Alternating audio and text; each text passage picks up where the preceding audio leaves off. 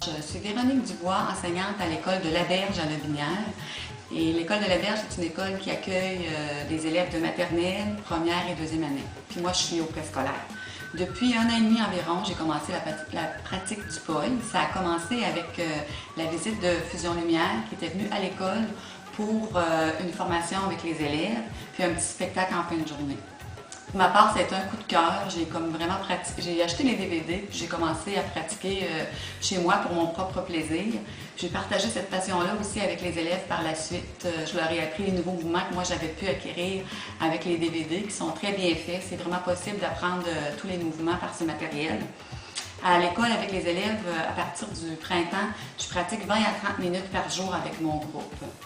Suite à ça, on a monté des chorégraphies, puis on a présenté au spectacle de fin d'année les chorégraphies qu'on avait préparées ensemble.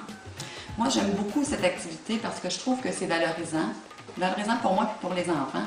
J'aime beaucoup monter des chorégraphies, c'est un vrai plaisir.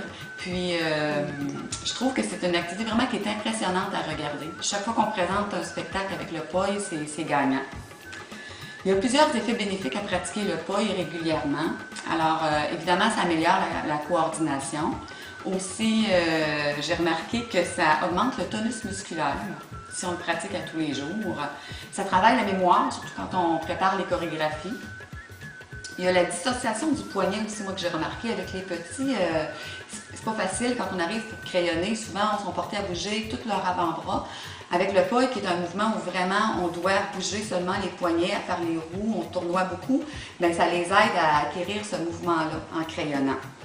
On travaille les notions spatiales, devant, derrière, gauche, droite, puis c'est une belle source de motivation. Pour le POI, bien, évidemment, à travers l'apprentissage, parfois il y a des petites difficultés parce que il ne faut pas se cacher qu'il y a des mouvements qui sont quand même difficiles. Pour ma part, moi, par exemple, quand j'ai appris la libellule, le tissage, entre autres aussi, la tornade, j'ai dû pratiquer à plusieurs reprises avant de maîtriser ces mouvements-là. Mais ça demande de la persévérance, c'est bien certain, pour les enfants aussi. Mais moi, ce que je remarque, c'est qu'une fois qu'on a acquis le nouveau mouvement, qu'on le maîtrise, on est comme tout de suite prêt à en maîtriser un autre. Il y a un goût de dépassement qui s'ensuit. Pour les enfants, c'était difficile quand on en faisait, bon, à 20 à 30 minutes, on avait des petits problèmes d'ampoule aux petites mains. Mais nous, ce qu'on a découvert, c'est qu'on a acheté des petits gants Magic, des petits gants de coton, puis on leur met ça dans les mains, puis ça a comme réglé notre petit problème. Alors, on peut pratiquer assez longtemps sans avoir les doigts blessés. Fait que finalement, moi, je trouve que c'est une super belle activité, puis je remercie Fusion Lumière pour le plaisir contagieux et la belle aventure.